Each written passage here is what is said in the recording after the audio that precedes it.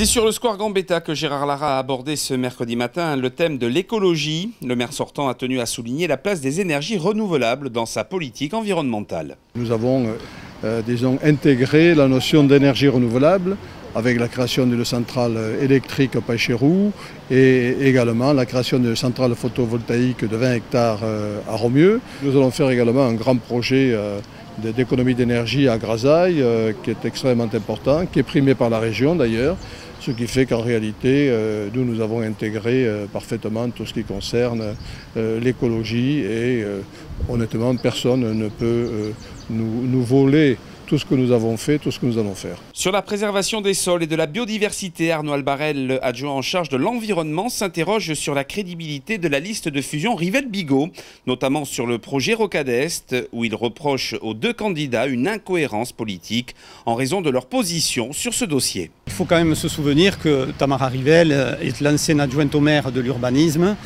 sous l'ère Jean-Claude Pérez. Alors quand je l'entends parler de ville éco-responsable, durable, de préservation des sols naturels et agricoles, les bras m'en tombent, parce que Tamara Rivelle, c'est quand même celle qui a fait augmenter la surface de constructibilité, notamment sur la future zone commerciale de Rocade Est, où elle a rajouté 10 hectares supplémentaires qui ont été pris sur de la terre cultivable.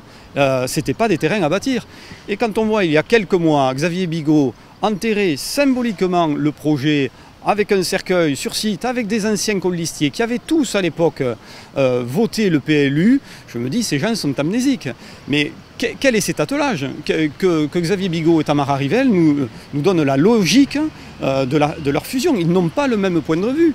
Ou alors, le projet Rocade Est, on peut très bien être pour, on peut être contre. Mais on ne peut pas être pour il y a 5 ans et contre maintenant parce que, il y a un enjeu politique et qu'on fait des petits arrangements d'opportunisme politique, justement, et qu'on se marie avec quelqu'un qui passe l'inverse de vous. Ce mariage est voué à l'échec, ce sera un divorce.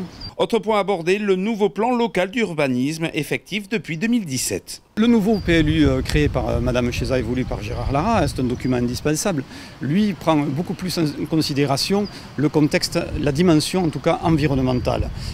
Et donc nous avons rajouté 300 hectares de terres naturelles. Nous avons retiré à la construction 170 hectares et nous avons créé une zone dédiée à la production d'énergie photoélectrique de 65 hectares. C'est du jamais vu à Carcassonne. D'ailleurs, aujourd'hui, notre PLU fait référence dans les documents mis à disposition par les services de l'État où la ville est citée 4 fois puisque nous prenons complètement cette dimension environnementale et le développement de Carcassonne se fait autour du contexte environnemental. La poursuite du plan piste cyclable, de l'éclairage public à LED ou encore l'isolation énergétique des écoles et des bâtiments publics font partie du programme de la liste pour Carcassonne menée par Gérard Lara.